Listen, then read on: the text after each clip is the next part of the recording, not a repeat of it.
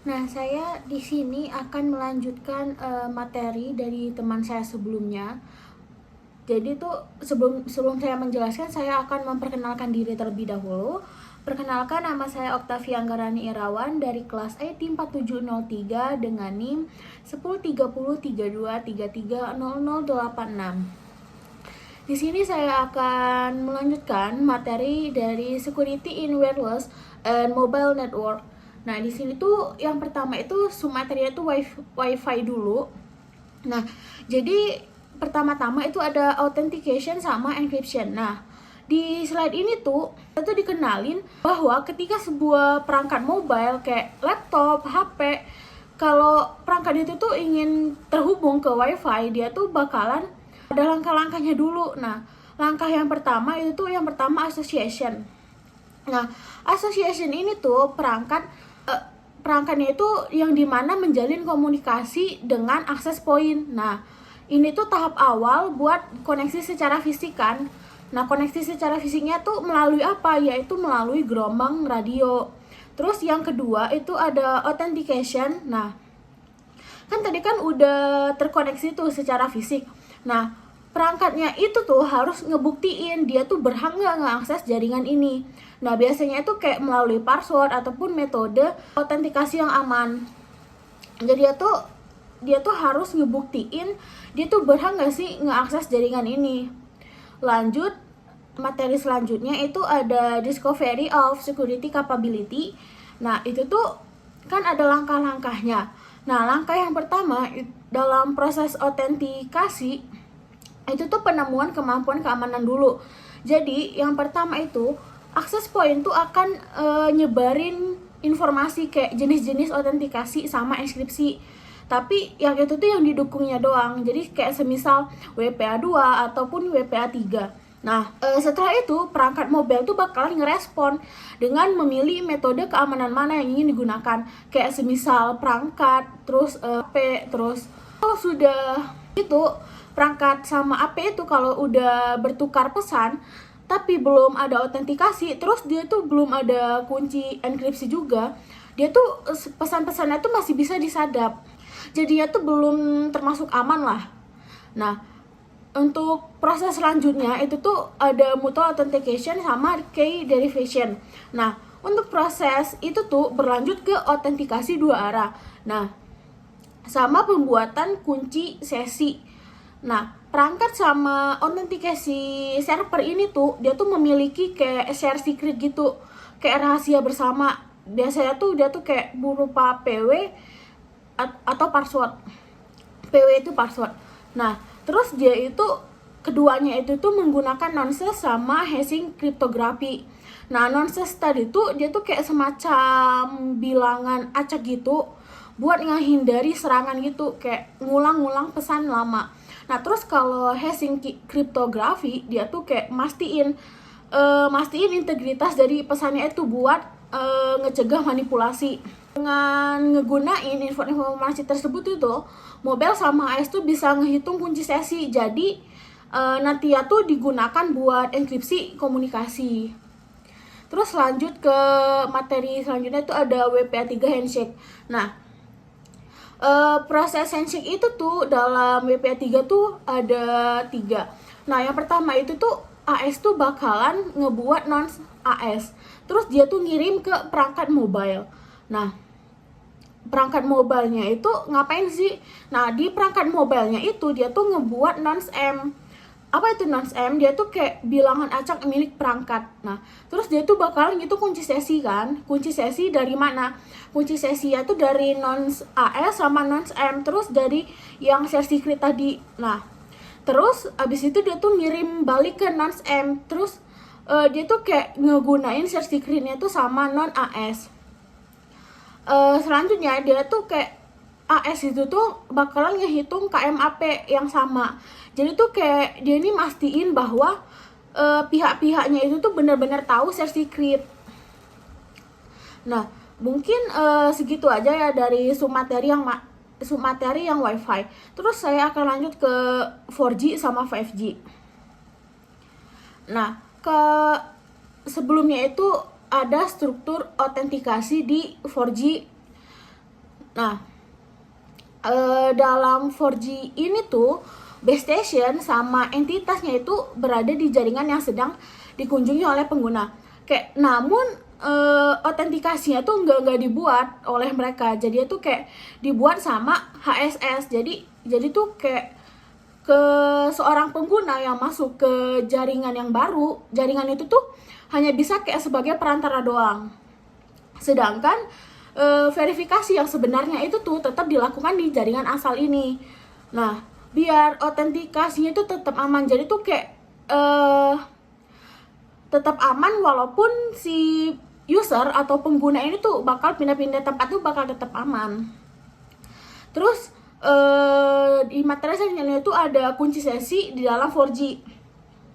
Nah, setelah jaringan itu tuh tahu siapa yang penggunanya lewat HSS, nah jaringan tuh kayak mulai ngekunci untuk enkripsi komunikasi. Nah, kunci penting itu tuh namanya KBSM.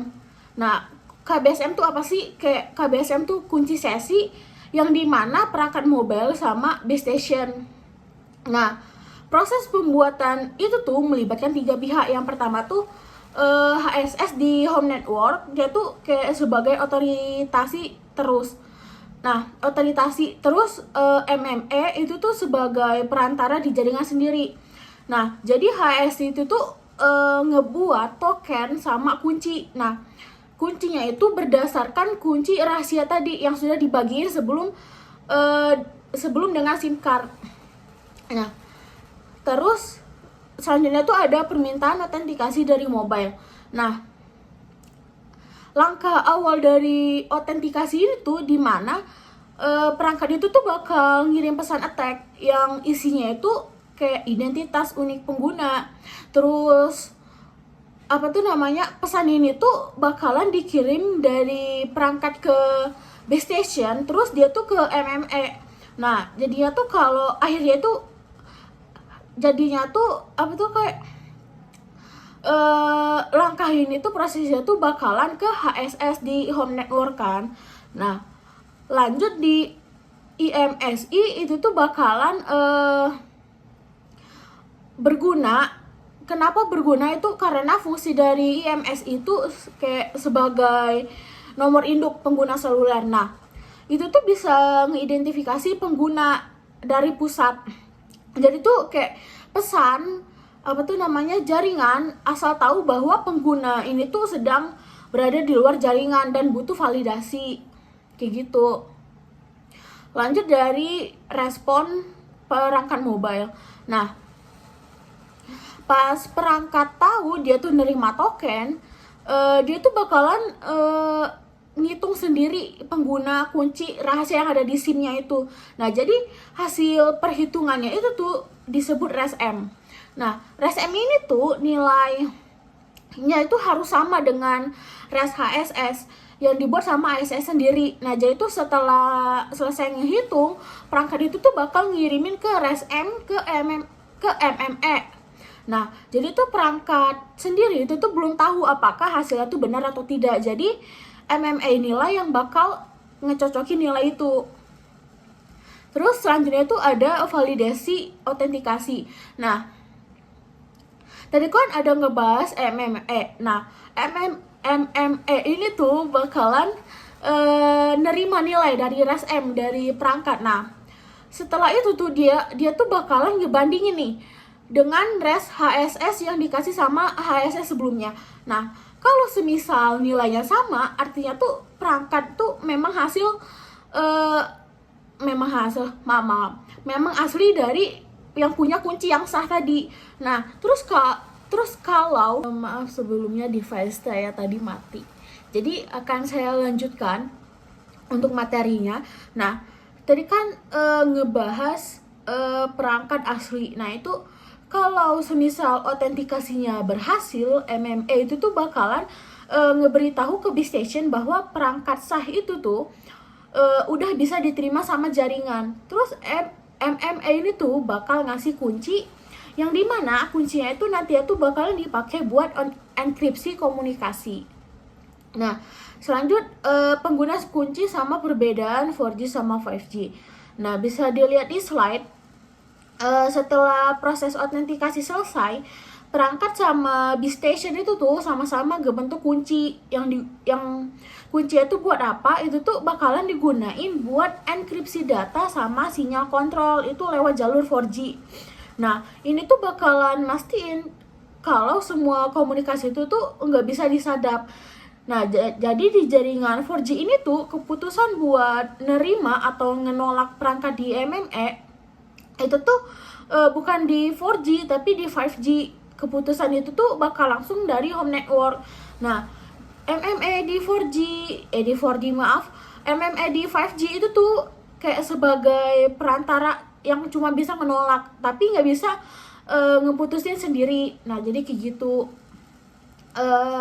Selanjutnya tuh saya akan ke materi selanjutnya, itu ada firewall sama IDS. Nah, sebelum kita masuk ke proses-proses segala macam itu tuh kita tuh harus tahu fungsi dasar firewall tuh apa. Nah, firewall itu tuh sistem yang duduk di antara jaringan internal sama internet publik. Nah, tugasnya itu tuh dia tuh ngefilter lalu lintas data gitu. Nah, jadi dia tuh semisal nih mana yang boleh masuk, mana yang harus diblokir. Tujuannya itu tuh buat ngelindungin jaringan internet dari ancaman-ancaman kayak hacker atau malware. Nah, firewall ini tuh biasanya tuh dianggap kayak pintu ataupun gerbang utama gitu. Jadi dia tuh bakalan nentuin siapa yang bisa lewat sama siapa yang bakal ditolak. Nah, selanjutnya kenapa sih firewall itu tuh dibutuhin? Nah, firewall itu tuh penting dikarenakan bisa ngehentiin serangan kayak DOS gitu. Kayak semisal ada SYN nih, SYN flooding kayak di slide gitu. Yang ada di slide. Nah, SYN flooding ini tuh bikin servernya tuh kelebihan beban koneksi. Jadinya tuh firewall ini tuh bakalan ngecegah akses ilegal terhadap data penting. Misalnya agar orang luar itu tuh nggak bisa nyusup ke database internal. Nah, terus firewall ini tuh bisa membatasi kayak siapa aja sih yang boleh ngeakses ataupun masuk ke jaringan. Nah, dia tuh kayak hanya user tertentu doang yang diizinin. Nah, ada 3 tipe firewall. Nah, dia tuh ada stateless, stateful, sama application gateway. Nah, itu akan dibahas satu-satu. Yang pertama itu tuh dari stateless sama stateless dulu, stateless package filtering. Nah, firewall jenis ini tuh dia itu kayak memeriksa setiap paket data. Dia tuh memeriksaannya tuh satu persatu. Dia tuh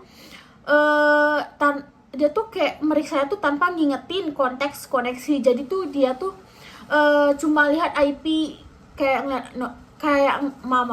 ngelihat alamat IP, terus nomor port, terus protokol. Nah, setelah kayak gitu, dia tuh bakalan mutusin nih apakah paket itu tuh boleh lewat atau enggak. Nah, contoh dari stateless ini tuh, semisal firewall itu kan bisa disetting nih buat ngeblok semua paket UDP sama telnet. Nah, itu tuh dia tuh kayak ngebloknya itu tuh yang masuk ataupun yang keluar. Nah, atau enggak dia tuh bisa juga ngeblok semua TCP yang datang dari luar. Kalau semisal flag ACK-nya ini belum di setup supaya dia tuh kayak ngecegah koneksi asing tuh masuk. Kayak gitu. Terus lanjut ke access control list ACL. Nah, firewall ini tuh biasanya pakai ACL. Nah, itu tuh dia tuh kayak daftar aturan yang berurutan terus diperiksa dari atas ke bawah. Nah, jadi kayak setiap baris di ACL itu tuh punya syarat kayak semisal IP, port ataupun flag TCP. Terus sama aksinya tuh apa, berupa kayak dia tuh diizinin atau ditolak. Nah, dia tuh kayak prinsipnya tuh kayak open flow di jaringan software. Nah, kalau sebuah paketnya cocok sama aturan, itu tuh bakal langsung diproses sesuai aturan. Kalau nggak cocok ya nggak bakal diproses. Lanjut di stateful. Nah, stateful ini tuh beda sama stateless. Kenapa?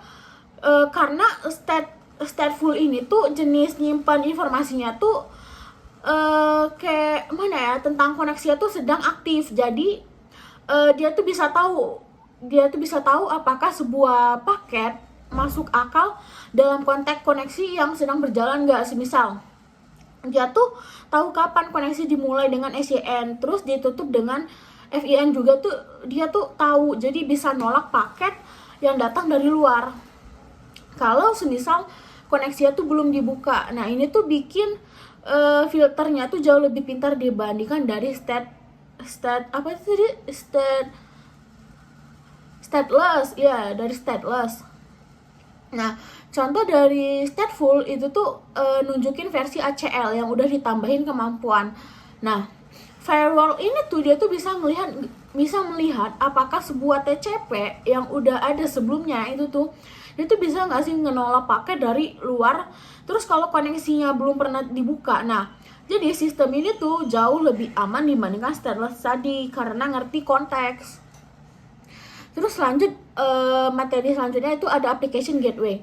Nah firewall ini tuh bukan ngelihat dari IP sama port, tapi dia tuh bakalan ngelihat juga nih data aplikasinya tuh apa aja isinya. Nah semisal buat tunnel, nah dia tuh bakalan hanya user tertentu doang yang boleh pakai. Jadi kayak mereka tuh harus ngelewatin pintu atau gateway lah sebutannya, gateway dulu. Nah gateway ini tuh nanti tuh bakal koneksi ke server tujuan. Nah dia tuh bakalan jadi perantara. Nah dia tuh bakalan ada router juga. Nah router itu tuh fungsinya buat apa? Dia tuh bakalan ngatur supaya koneksi tunnel cuma bisa tuh lewat gateway, bukan langsung dari user keluar. Nah lanjut ke IDS. IDS itu Intrusion Detection System. Nah jadi IDS ini tuh kalau firewall dia tuh hanya bisa ngelihat header sama koneksi. Nah IDS itu ngelangkah lebih jauh. Nah IDS ini tuh bisa ngebuka isi paket buat nyari tanda-tanda serangan. Nah IDS ini juga tuh kayak bisa ngeanalisis banyak paket sekaligus buat nyari pola serangan, kayak scanning gitu, scanning mapping mungkin. Nah IDS ini tuh fungsinya tuh sebagai pendeteksi di belakang firewall. Lanjut arsitektur dari IDS. Nah di slide ini tuh nunjukin IDS itu tuh bisa dipasang di berbagai titik dalam jaringan. Nah seperti di depan web server ini nih, di web server, terus di DNS server, atau enggak di dalam internet network. Nah di setiap titik itu tuh bisa punya IDS yang berbeda. Dia tuh tergantung apa yang mau diawasi dulu. Nah IDS itu tuh bakalan ngebantu mengawasi aktivitas yang mencurigakan dari luar dan dari dalam. Nah mungkin segitu saja materi yang dapat disampaikan oleh kelompok kami. Bila ada kesalahan dalam menjelaskan ataupun dalam berbicara, mohon dimaafkan. Wassalamualaikum warahmatullahi wabarakatuh.